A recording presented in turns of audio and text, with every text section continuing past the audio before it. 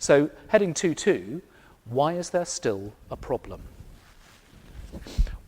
And you do find yourself thinking, as I go through that list, that actually that kind of ideal that we've just looked at of leadership, leadership and fellowship isn't necessarily the number one characteristic you'd notice about most of our churches.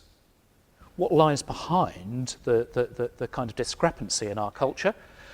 Of course, at one level, we're at heading 2.2 on page 2. At one level, we'd say that this is simply sin writ large. This is just what sin does to the network of human relationships and how it distorts the pattern of being a servant, as leader, as led, and in fellowship.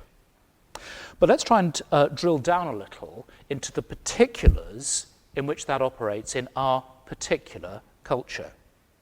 And here, heading 2.2.1, I want to take you simply to the Enlightenment Legacy, that great European movement towards the end of the 18th century, and the kind of impact that it's had on all of our thinking really since then.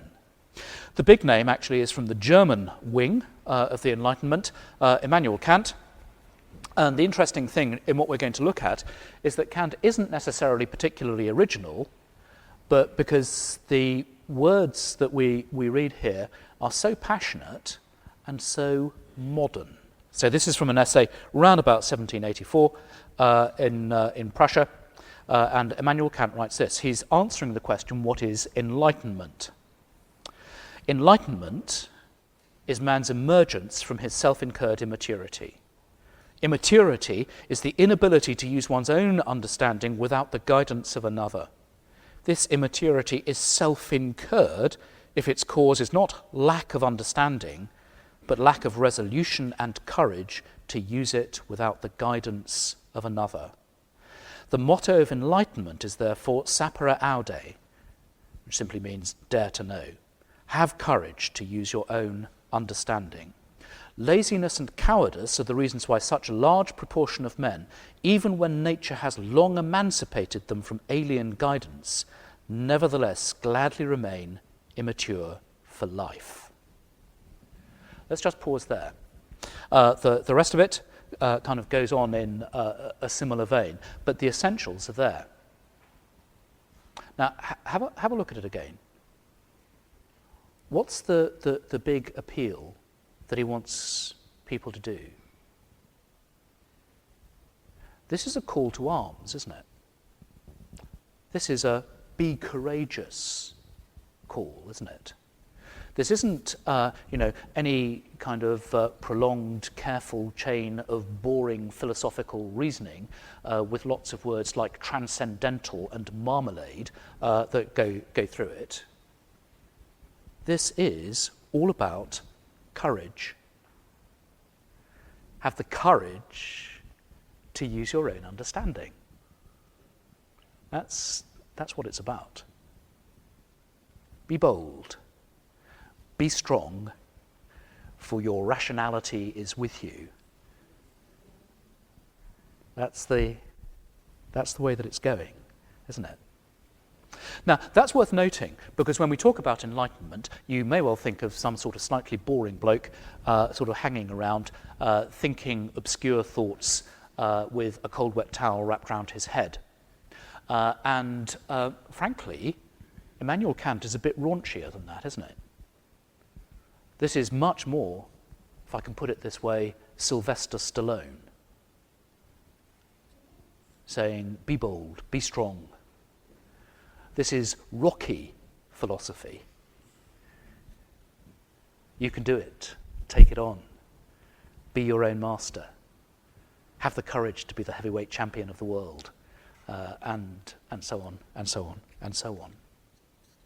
Now, the intriguing thing about that, as I say, is that it sounds so modern. What is it that some of the people in the world say about people like us? That they think we're afraid, don't they?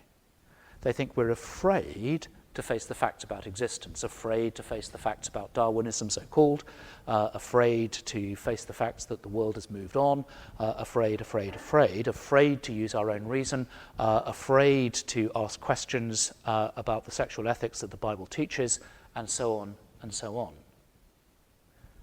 By contrast, the self-image is, and we are very bold to do these things. We are courageous. Page 3. Because this starts to be a foundation, doesn't it, for both modernism and postmodernism. What Kant is doing, top of page 3, in terms of modernism is this. He's saying, look, competence of my reason, self-incurred immaturity is all about me not making use of the reason that I have.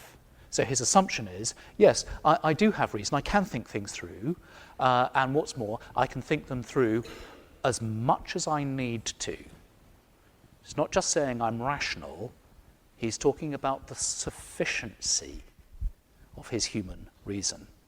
And of course, if that is true, then he is entitled to autonomy, to rule himself by virtue of all that.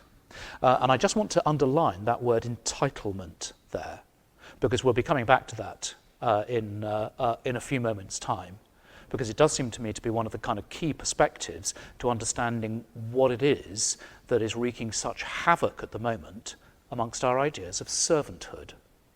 Entitlement. Entitlement to autonomy. I'm entitled, as a modernist in the Kantian tradition, to be autonomous because of the competence of my reason. Now, you may well be thinking at the moment, but okay, I see what you mean about modernism, but postmodernism in Western Europe at the moment tends to work slightly differently. The postmodern mood says, we can't know things for sure, the problem is that human reason isn't as great as all that, that we're products of our time, our place, our culture, our genetics, our diet, and so on and so on and so on. So how does Kant actually link in with that? Well, think it through. If there's no universal rationality, so you're as irrational as I am, then actually your reason is no better than mine, is it? If your reason is no better than mine, you're still not entitled to boss me around, are you? Because you've got nothing to offer. There's a kind of says who kind of aspect to this. Says who? You tell me to organise my sexual life in a particular way. Says who? You're not entitled to boss me around because I'm as good as you are. I can think these things through as well as you can. And actually, I don't want you to get in my way. And both of those you can actually see at the moment, can't you? In Western Europe and North America. I'm as good as you are, ism, and don't get in my way, ism, because I'm entitled to rule my life and do as I see fit, and you can't offer me anything better. Why should I listen to you? And that produces, doesn't it, a culture that is, in one sense, highly egalitarian, I'm as good as you are, highly individualistic, don't get in my way, and also intensely suspicious. Does it not strike you that Western Europe is a pretty suspicious place in various ways when people make pronouncements? Very suspicious. That's why the opening quotation for this particular lecture, if you look back on page 1, is, "We will not be taken in." And I've taken that from the last of the C.S. Lewis Narnia stories, The Last Battle. And there, you may remember the character group of the dwarves. And they keep on saying, "We will not be taken in." They feel that they've been fooled once, and they will not be taken in again. The tragedy, of course, of the phrase "we will not be taken in" is not just we will not be deceived, but we will not have good done to us. We will not be taken in the sense of included in the new paradise that's about to be established. Now, what's a culture like that is egalitarian, individualistic, and suspicious?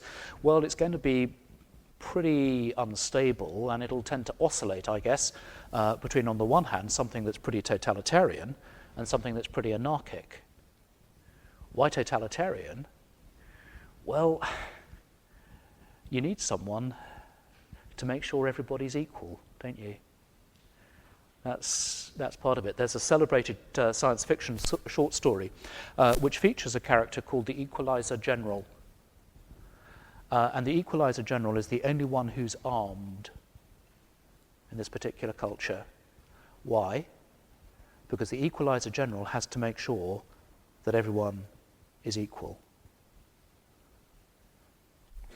It's a fascinating paradox in its way. Totalitarian in the name of equality.